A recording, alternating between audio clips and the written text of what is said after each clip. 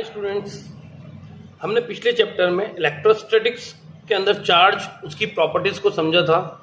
अब हम उसके आगे बढ़ेंगे। हम जानते हैं कि like charges repel to each other and unlike charges attract to each other.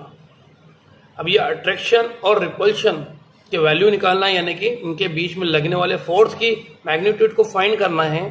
तो इसके लिए हम आगे एक न्यू टॉपिक पढ़ेंगे जिसका नाम है कूलॉम्स लॉ। कूलॉम्स जिन्होंने इस अट्रैक्शन और रिपल्शन फोर्स के आगे 1785 में कूलॉम्स ने एक लॉ प्रपोंडेट किया। ध्यान रखें, 1785 में कूलॉम्स ने एक लॉ प्रपोंडेट किया था। उस लॉ के अकॉर्डिंग जो चार्जेस होते हैं, चाहे वो लाइक चार्जेस हो या अनलाइक चार्जेस हो, उनके बीच में लगने वाला रिपल्शन फोर्स हो या अट्रैक्शन फोर्स हो, वो फोर्स डिपेंड करता है फॉलोइंग टू फैक्टर्स पे। ठीक है, पहला उसका फैक्टर है वो दोनों चार्ज के मैग्नीट्यूड के प्रोडक्ट के डायरेक्टली प्रोपोर्शनल होता है, और इन दोनों चार्जेस के बीच की डिस्टेंस के स्क्वायर के इनवर्सली प्रोपोर्शनल होता है। कूलॉम्स लॉ, कूलॉम्स ने स्टडी करी चार्जेस के लिए।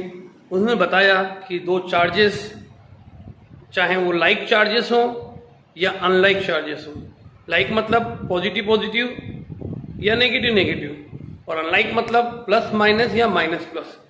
उन्होंने बताया कि इनके बीच में लगने वाला अट्रैक्शन, अच्छा अट्रैक्शन किनके बीच में लगता है? जो अपोजिट चार्जेस होते हैं, अनलाइक चार्जेस, प्लस माइनस या माइनस प्लस, इनके बीच में अट्रैक्शन फोर्स लगता है। और सेम लाइक चार्जेस के बीच में, जैसे कि प्लस प्लस और माइनस माइनस, ये होते हैं लाइक चार्जेस, एक समान, इनके बीच में लगता है रिपल्शन। तो ये जो रिपल्शन और अट्रैक्शन फोर्स है, इसको कैलकुलेट सबसे पहले कूलॉम्स ने किया 1785 में, इसे एक लॉ के फॉर्म में प्रोपोंडेट किया। ये लॉ क्या है देखिएगा।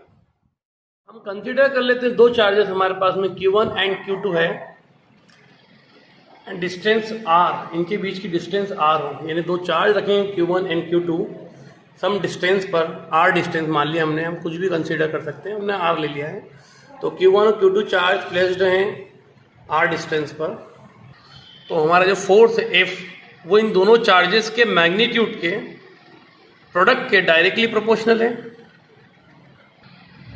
इनके बीच की डिस्टेंस R के स्क्वायर के इनवर्सली, इनवर्सली का मतलब बेटा 1 के अपॉन में, प्रोपोर्शनल का साइन वही लगेगा जो है, मतलब फोर्स F Q1 और Q2 दोनों चार्जेस के प्रोडक्ट के डायरेक्टली प्रोपोर्शनल, और उनके बीच के सेपरेशन यानी डिस्टेंस R के स्क्वायर के इनवर्सली प्रोपोर्शनल है। इनवर्सली मतलब 1 के अपॉन में लिखना है। ठीक है, इसे कंबाइन करेंगे तो यह मिलेगा हमें F proportional Q1 by Q2 divided by R square. Proportional का साइन हटाएंगे तो हमें प्राप्त होगा K, F is equal to K Q1 Q2 by R square. K is the constant, it's value depend charges, medium, distance and forces. For air या vacuum, यदि charge air या vacuum में प्लेस्ड हैं तो अपन क्या की प्लेस पर ये ले सकते हैं 1/4 पाई एप्सिलॉन जीरो। ठीक है, इसको एप्सिलॉन जीरो पढ़ते हैं। इसे कहते हैं मीडियम की परमिटिविटी। क्या कहते हैं? Epsilon not means permittivity of free space. आप यहाँ परमिटिविटी को एक्चुअली अभी परमिशन मान लीजिए, क्योंकि चार्जेस किसी ना किसी मीडियम में तो होंगे। उस मीडियम की क्या परमिशन है चार्ज को अपनी अट्रैक्शन फोर्स या रिपल्शन फोर्स को होने देने में। ठीक है, इसी को हम अभी परमिटिविटी मान रहे हैं। इसकी न्यूमेरिकल वैल्यू देख लीजिए, एप्सिलॉन नॉट। हम यहाँ पर इसको एक्सप्रेस करते हैं 8.854 इंटू 10 की power -12 coulomb square newton inverse metre inverse 2। ये जो यूनिट है, मैं इसको आपको समझाता हूँ कैसे बनेगी, पहले हम थोड़ा देख लें आगे। इसी प्रकार यदि हम एप्सिलॉन नॉट की वैल्यू 1/4 पाई एप्सिलॉन नॉट में रख दें, मतलब वो इस टाइप से रखते हैं, 4 मीन्स 4, पाई मीन्स 3.14, और एप्सिलॉन नॉट की वैल्यू हमने फ्री स्पेस के लिए नोट करी है 8.854 इंटू 10 की पावर -12। इन सब का प्रोडक्ट करने के बाद यदि हम 1 में डिवाइड लगाते हैं तो हमें रिजल्ट ये मिलेगा 9 इंटू 10 की power 9 newton metre square coulomb inverse 2। ये इसकी यूनिट के अपोजिट होगी। मैं आपको भी यूनिट समझाता हूँ कैसे आएगी। अब आप ध्यान रखें, 1/4 पाई एप्सिलॉन नॉट के प्लेस पे आप 9 इंटू 10 की पावर 9 का यूज़ कर सकते हैं यदि कोई न्यूमेरिकल करते हैं उस वक्त। ठीक है, तो आपको एक बार और कूलॉम्स लॉ को देख लीजिए, उस टाइप से दिखेगा। हम इसको 1/4 के प्लेस पे हमने 1/4 एप्सिलॉन नॉट रख दिया है, एक बार 9 × 10⁹ रख दिया है। ये मैंने बता दिया आपको इसकी वैल्यू कैसे आई है। ठीक है, हम फोर्स को हमेशा न्यूटन में नापते हैं, इसलिए इसकी यूनिट न्यूटन रहेगी, क्योंकि ये फोर्स है तो यूनिट क्या रहेगी, न्यूटन। और वो जो यूनिट मैंने ये जो यूनिट मैंने आपको बताई थी, ये कैसे निकालते हैं देखिए आगे।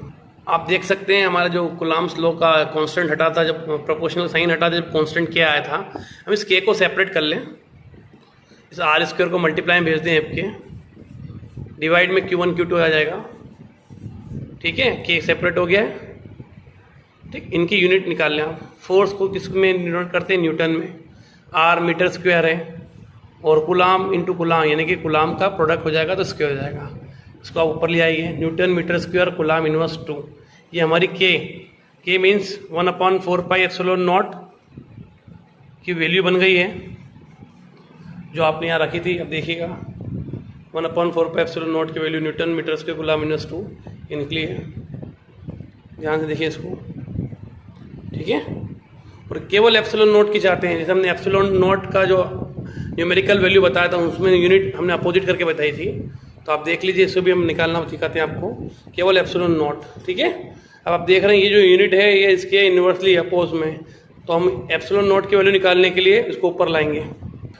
तो ये जो 4π ये कांस्टेंट वैल्यू है, और आपको मालूम है कांस्टेंट वैल्यू डायमेंशनल लेस होती है, तो हम इसको हटा सकते हैं, मतलब इसकी कोई वैल्यू नहीं है, केवल एप्सिलॉन नोट की वैल्यू है। हम बहुत सारी रिवर्स करते हैं, तो एप्सिलॉन नोट तो हमारा ऊपर आ जाएगा, लेकिन ये जो newton metre square coulomb inverse 2 ये नीचे आ जाएगा। ठीक है, अब हम इसको लिखते हैं ऊपर लाकर, तो कुछ इस टाइप से दिखाई देगा। कुलाम इनवर्स 2 ऊपर आके प्लस का हो जाएगा, न्यूटन इनवर्स हो जाएगा, और मीटर पावर 2 वो भी प्लस की वो भी माइनस की हो जाएगी। तो आप देख सकते हैं केवल एप्सिलॉन नोट की जब हमें वैल्यू लिखना हो तो हम इस यूनिट का यूज़ करेंगे, और के मीन्स इसकी वैल्यू रखना हो तो हम इसका यूज़ करेंगे। देख लें आप, हमने एप्सिलॉन नोट की जो वैल्यू रखी थी उसके पीछे इसका यूज़ करा है, और जो पूरी 1/4 एप्सिलॉन नोट की वैल्यू करी जब इसके पीछे लिखा है। ठीक है, कन्फर्म। तो ये हमारा कुलाम्स लॉ कंप्लीट होता है यहाँ पर। इसको हम न्यूमेरिकल के लिए यूज़ करेंगे। जब हमारे पास चार्ज की वैल्यू गिवन होगी, r गिवन होगा, तो हम फोर्स निकाल सकते हैं कुलाम्स लॉ से, वो जो भी फोर्स है न्यूटन में आएगा बेटा। ठीक है, अब हम यहाँ आगे बात करते हैं यूनिट चार्ज की। कुलाम्स लॉ के बाद उसकी लॉ से हम यूनिट चार्ज की वैल्यू निकालें, तो यूनिट का मतलब होता है 1, यानी Q की वैल्यू 1 कब होगी इस चार्ज के अकॉर्डिंग। देखिए हम हमारा F = 1/4πε0 Q1 Q2/r², ये हमारा कुलाम्स फोर्स है। ठीक है, इन न्यूटन। इफ यदि हम क्या करें, दोनों चार्जेस को Q1 Q2 सेम ले लें, Q ले लें, दोनों चार्जेस को मैंने क्या बोला, हम सेम ले लें, डिफरेंट ना लेते हुए, और उनके बीच की डिस्टेंस को हम 1 मीटर कंसिडर कर लें, और जो उनके बीच में जो फोर्स लग रहा है, अब फोर्स कौन सा लग रहा है बताएं जरा। दोनों चार्जेस जैसे सेम है तो कौन सा फोर्स लगेगा, रिपल्शन। ओके, मैंने बताया था लाइक चार्जेस होगा तो कौन सा फोर्स लगेगा, रिपल्शन। हम इसलिए नेम से बोलेंगे रिपल्शन फोर्स।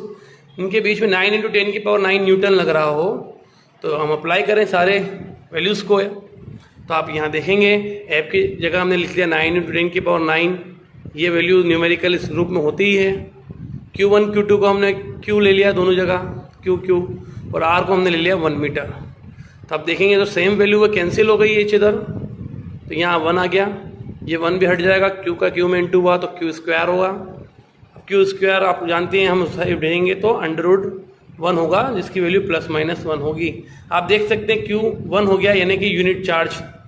तो यूनिट चार्ज की हमारी डिफिनीशन या डिफाइन क्या हुई कि 1 कूलाम चार्ज कब होगा, जब हम दो चार्जेस को जो सेम हैं उनके बीच में लगने वाले रिपल्शन फोर्स 9 × 10⁹ को 1 मीटर डिस्टेंस पर रखते हैं, तो उस वक्त चार्ज की वैल्यू 1 होती है या 1 कूलाम होती है। ठीक है, मैं आपको इसकी डेफिनेशन अलग से देता हूँ, आप उसको लिख लीजिएगा।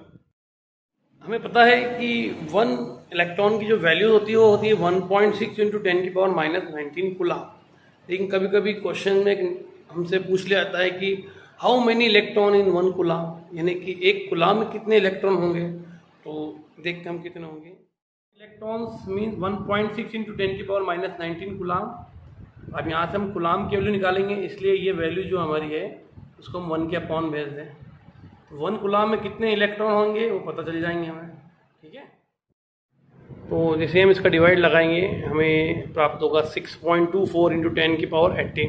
इस -19 को जो ऊपर लाएंगे तो ये प्लस का 19 हो जाएगा, लेकिन इसको स्टैंडर्ड फॉर्म में लिखने के लिए हम पॉइंट को एक कदम आगे सरकाएंगे, तो अब ये पावर जो 19 है ये कम होके 18 हो जाएगी। तो इसको हमको ऐसा स्टैंडर्ड फॉर्म लिखना है ना।